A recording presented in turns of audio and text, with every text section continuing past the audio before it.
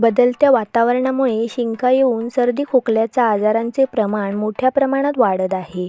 तसेच सर्दीमुळे शिंका येतात असे नाही. धूळ, माती, प्रदूषण, ॲलर्जीमुळे देखील शिंका येतात. पण विशेष करून शिंका येण्याचे प्रमाण हिवाळ्यात जास्त असते. त्यामुळे थंड वातावरणात श्वासोच्छवासाच्या प्रणालीमध्ये संसर्ग होण्याची शक्यता जास्त असते. त्यामुळे श्वास घेण्यात अडचण येते. शिंका येणे आणि घसा खवखवणे त्रास जाणवतो. या अशा परिस्थितीत शिंकांपासून मुक्तता करण्यासाठी अनेक मार्ग असून सर्दी आणि शिंकांपासून त्वरित आराम मिळवण्यासाठी चला जाणून घेऊयात घरगुती उपाय. धूळ आणि प्रदूषणाच्या संसर्गामुळे नाकाच्या आतील त्वचेला त्रास होतो. यामुळे शिंका येतात.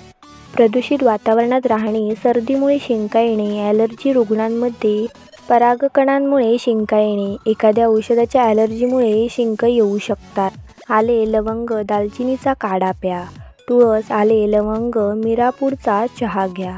उकळत्या पाण्यात पुदिन्याचे काही थेंब घाला आणि वाफ घ्या.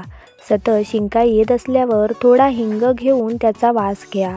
1 ग्लास कोमट पाण्यात 1 चमचा मध, अर्धा चमचे दालचिनी टाकून प्या. हळदीमध्ये ॲलर्जीपासून मुक्त होण्याची क्षमता असते.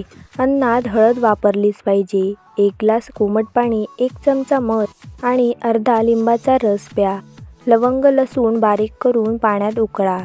हे पाणी गाळल्यानंतर कोमट करा आणि दिवसातून 2 वेळा प्या.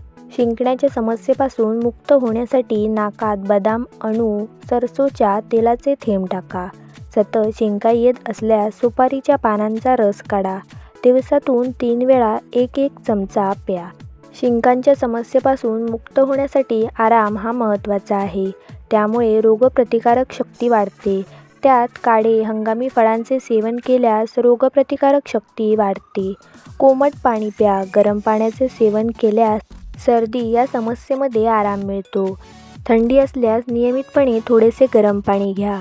गरम पाणी हे कफ अतिशीत होण्यापासून प्रतिबंधित करते आणि इतर थंड लक्षणे जसे की वारंवार शिंका येणे नाक अडवून मुक्त करू शकते.